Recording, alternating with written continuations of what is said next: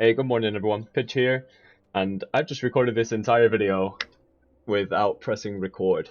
So here we go again, take two. So something that's come up in my Discord recently is around mana reservation. If we look at my, this is the POB that I used in the last video. This is the one we're going to use for today. And if you look in the calc section, you can see all of the reserved mana there, but what it doesn't show is the source of that reserved mana.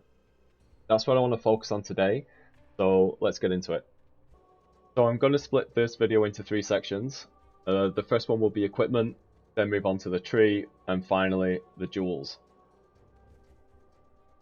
So this is the POB that I used in my previous video, by the way. This is one we're going to use for the example today. The first piece of equipment is the Alpha's Howl. This gives you 8% reduced mana reservation, and in addition to that, the enchant gives you 15% reduced mana off Pride, and Pride is a 50% aura. So this is a big item, big chunk of the mana res here. The next item is Sakawal's Nest. Always aim for the 10% reduced mana reserved on this item. Either divine it or buy it like this. Don't be tempted to get the 9% and think, oh, that'll do. Make it 10. The reason is that extra 1% that you're missing on this item, you're going to have to make up for that somewhere. And that's going to be an expensive or potentially expensive 1% mana reserve corrupted jewel. So it's worth just putting the extra effort in, getting the max roll on the mana reserved on here. The third item is the amulet, and the same thing applies here.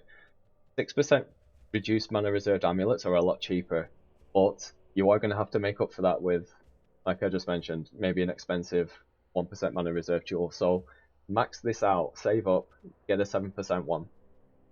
In addition to the amulet itself, you also get mana reservation from the anointment, which is Champion of the Cause. That gives us another 4% down there. So the amulet's really, really big. The last item in equipment is the belt. Darkness Enthroned. You'll pick this up for about 1 chaos, and it's an incredible belt.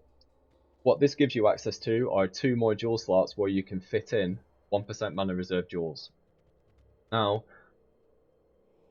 remember the focus here. The focus is to try and get your auras up and running, and getting more mana reservation is going to allow you to do that. So don't put that off for the sake of trying to get 2 GG jewels in this belt, because you're going to be waiting for a long time. You're going to pay a lot of money for it. Just get something that's useful to you. That might just be Energy Shield with 1% mana reserve, or it might be just minion damage with 1% mana reserve. Just pick those up for now. That's going to let you run your auras. You'll be able to run better content. You'll be able to earn more currency and then upgrade these jewels later.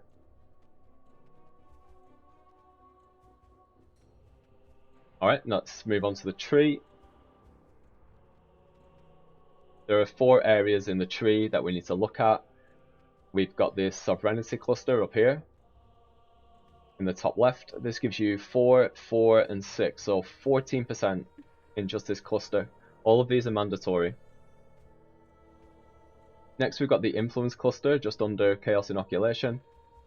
This gives us another 4% and a truckload of aura effect. So we pick this up. Next we have charisma down here. 8% mana reserved, 4% mana reserve, so 12 in just these 2 passives. We don't need to connect these to the tree because Intuitive Leap is in this jewel slot, so that saves 2 passive points. And the last one is leadership. Don't take leadership because Might of the Meek cancels it out. We just take the 2 small ones, and in turn Might of the Meek then boosts this 4% reduced mana. It boosts that to 6. And that's all the areas in the tree that we need to concern ourselves with. The last thing I want to go over are the jewels. This is our final source of mana reservation. With the clusters, I would start by picking up one of these. So Replenishing Presence and Uncompromising. It doesn't need to be uncompromising. It could also be Sublime Form. That's your choice. Sublime Form does the same thing but for grace. whereas Uncompromising does it for Determination. It basically reduces the mana cost of that skill by 30%. That's huge. So start there, and then you can fill out the rest with your choice. Replenishing Presence Energy Shield like I'm using here, or Replenishing Presence First Among Equals. It depends what energy shield you're happy with running with. I've been sort of swapping them in and out, so that's your choice. The rest of the mana reservation to get all your auras up and running are going to come from your jewels. So here you can see 1% mana reserved harmony, 1% eminence, 1% eminence, 1% conqueror's efficiency, that's mandatory, get that. 1% fortress covenant. I think that's it.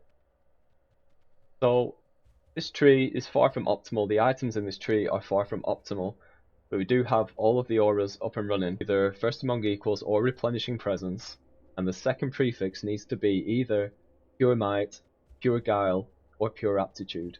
Either one of those, that will solve your problem. Until you can get 1% versions of some of these more expensive ones, this will sort out your mana problem. What this does is it gives you 30% mana reduction on Purity of Fire, or Purity of Ice, or Purity of Lightning. It's your call, it doesn't matter which one goes in there. But just for now, that will help you out a lot. And that's it, we've covered all the mana reservation that we need to worry about in the build. So I hope you all found this useful. It was a topic that I wanted to get out there and cover because, like I said, it did come up in my Discord, and I can see why some people might struggle with finding the sources of all the mana reservations. So fair enough, let's get it out there. If you did find it useful, please poke the like button, hit the subscribe button. I've got plenty more POE content to come, so I'll see you in the next one, guys. Peace out.